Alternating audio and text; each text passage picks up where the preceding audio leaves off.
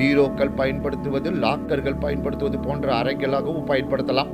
அதே போலவே ஈசானிய மூலையை வயதானவர்களுக்கான படுக்கை அறையாகவும் பயன்படுத்தலாம்.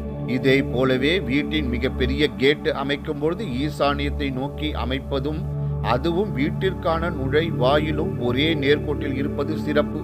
இனி மாடிப்படிகள் ஈசானியத்திலிருந்து வாயு மூலை நோக்கி பயணிப்பதாக அமைப்பதும், படிகள் ஒற்றைப்படையில் அமைவதும் நல்லது.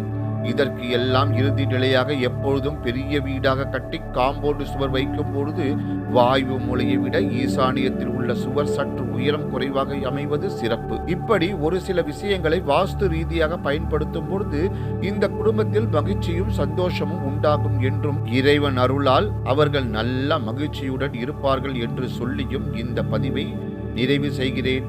இறைவன் அருளால் எல்லோரும் நலமோடு வளமோடு வாழ எல்லாம் வல்ல இறைவனை வேண்டி விடை பெறுகிறேன். நன்றி, வணக்கம்.